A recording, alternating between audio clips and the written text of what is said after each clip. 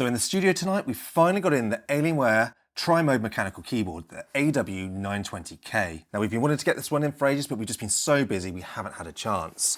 So finally, here we go.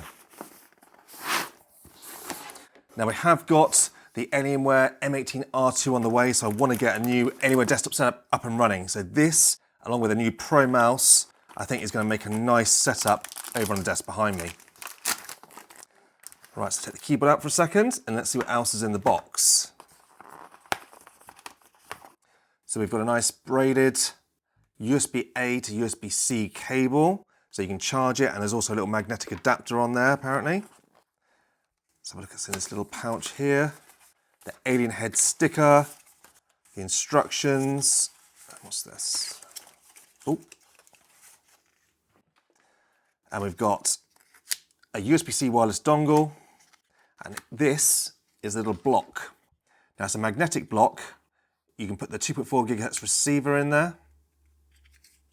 And you can also put the charging cable in there. And then that will then magnetically attach to the keyboard when I've unpacked it.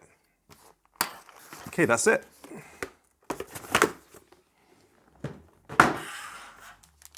Let's unwrap the keyboard. I'll get into it.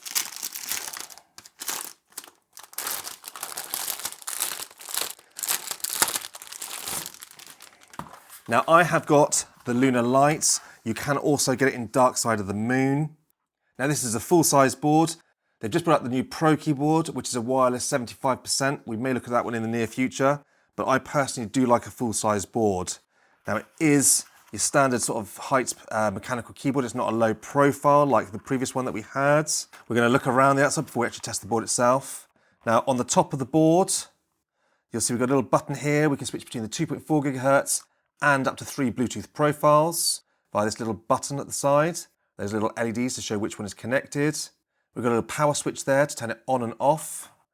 Underneath, you can either plug in the USB-C cable if you want to run it wired, or you'll see the little pogo pins there. That is where we put the magnetic connector I just mentioned. There's a nice solid clunk as it pulls it into place, and that will then charge it via the USB, which will be plugged into your PC. Nothing on the left or the right side. A nice Alienware logo on the front. And if we flip it over, you'll see we've got the rubber feet at the front to stop it slipping, and we've got some two-stage adjustable feet so you can adjust the height of the actual keyboard itself. Now I would have liked an actual wrist rest, but it's a bit of a shame, especially when you're paying this price for the keyboard, that they don't actually include one. Now I'm going to quickly turn it on and we'll have a look at the actual lighting. So there we go.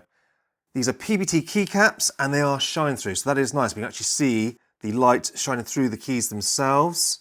We're going to install Alienware Command Center and adjust the actual profiles and the colouring in a minute.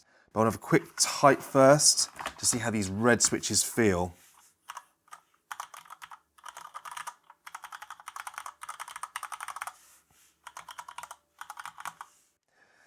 I don't know if you can hear that. The sound is okay, I have to be honest.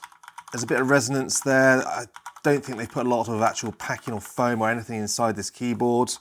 Certainly haven't gone the ways of the more premium mechanical keyboards.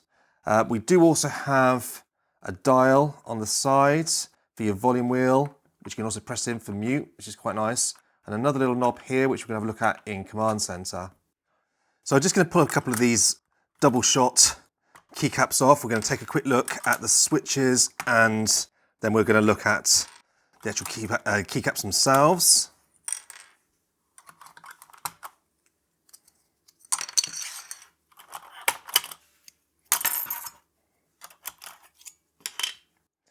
Right, so there we go, taking a few off here. So you can see north-facing RGB lighting, so that's quite good, which is obviously why we're getting the lighting coming through the keycaps. Now the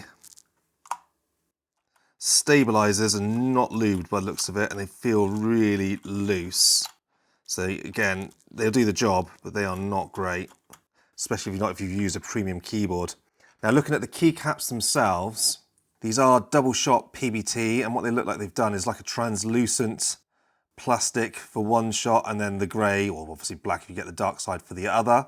It's just how we're going to get the shine through on these keycaps. But I have to be honest, they do feel quite sort of thin and light still for keycaps. They're certainly not as good as a lot of the premium keycap sets that I normally use and buy. Right, so I'm just going to move to the gaming setup behind me, and we're going to install the software and actually start testing it. So we've got the keyboard all plugged in. Now I'm using an Alienware M18, which already has Alienware Command Center installed. If you haven't got an Alienware laptop, maybe you've got a PC, just download Alienware Command Center. It will pop up and prompt you when you plug in the peripherals, and it should take you to it anyway, but if not, you can get it straight from Dell's website. Now, here we can see straight away in Alienware Command Center, my M18, the Alienware monitor, this AW920K, and my Alienware mouse are all showing. So I'm going to select my keyboard, and within here, you can see that it's detailed my keyboard and the lighting that I've got, and we can change that lighting very simply. So this is obviously the first panel. Now, I'm going to choose all my keys, so that's everything selected. I'm going to change it from the default blue, and I'm going to put it to my favorite, which is the rainbow wave. And you can see here now, we've got the lovely rainbow wave effect on the keyboard itself, and I'm going to save that preset. So there we go, instantly, we've changed the lighting on the keyboard. We've also got the battery indicator in here. It's telling me I've got 50% battery. Now, because as I said earlier on, we've got the little block here, the magnetic block. I've plugged in the USB-C cable, which goes to the computer, and I've also got the actual wireless dongle.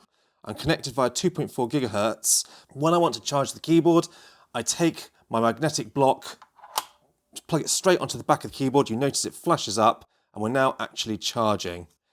Now, straight away out of the box, the dial you'll see there, it's adjusting my volume. And if I press it in, it actually mutes, which is very handy. We can change any of these settings in the keybind area. You need to be plugged in via the actual USB cable. So I'm going to do that now quickly so I can show you that feature. So just plug the USB cable in directly. Go back to our keyboard. And if I go to my keybind section, you can now see, you can select the actual activity for each key. So there's a load of default keybinds that you can put in here, as well as you can create your own. Now, this rocker switch by default does nothing. So what I'm going to do is I'm going to actually use the switch app. And I'm going to assign that to that rocker. So if I save that preset now, you can see the FX has been saved. Now, when I actually switch my rocker, I'm switching like as if I'm doing a shift tab, and then press the rocker down and it takes you to that app. So that's really quite handy. So I can change any of my apps that are actually open. So that's really useful to have with that app switcher, but you can do that anything you like. Volume, brightness, whatever, you can append to that rocker switch. Again, same with the actual keys themselves. You can actually change the actual function of those keys, and you can create keybinds, macros, anything you like. Here we go, we can create a new macro and save it to whichever key you wish. Just drag it over it. In the settings menu, here you can update your firmware. I'm actually using the latest firmware, so there's nothing really to update. When you've made your changes and you're happy, you can hit the save preset. Now within here, we go back to the lighting. You can change individual zones, but I usually like to click the all keys and put the whole lot the same color. There's a lot of different functionality, but it is also per key RGB, so you can change it. You can change each different key to each different color if you wish. Now, we do have some hotkeys on here as well. So if I just close this down for a second. Now we do have brightness, function, brightness. So we can turn that right down, right the way to off. And then we can scroll it right up to maximum brightness. Now, if you are on wireless, obviously the brighter you have it, the more you're going to eat into your battery life, so you may want to turn that down. We've got some multimedia keys here, so you play, pause, fast forward, rewind. Function in F1 is the gaming mode, so by doing that, you lock out your Windows key, which can be quite handy if you are gaming, you don't accidentally tab out of the game. And we do also have a function lock by pressing function escape, which will then save you from having to press the function keys, to actually enable the secondary functions. I don't know how useful it would be on this board though. Now, just lastly, do a very quick typing test so you can hear the actual key presses. So just get myself a quick document. Now I'm going to put my microphone closer to the keyboard so that you can actually hear it.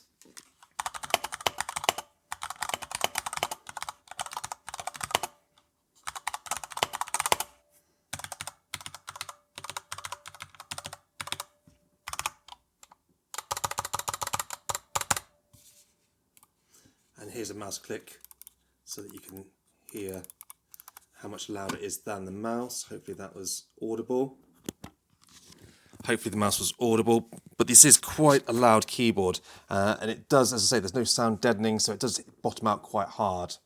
But the actual typing itself, and especially in gaming, it feels absolutely fine as a typical Cherry MX linear switch does, and it is one of my preferred switches when I am actually gaming. The good news is if you've got an Alienware laptop, just having this keyboard just fits straight into that Alienware command center. So that does make it nice having one piece of software to control everything that you're using. That's something I've always liked, rather than having lots of pieces of software to control all your peripherals.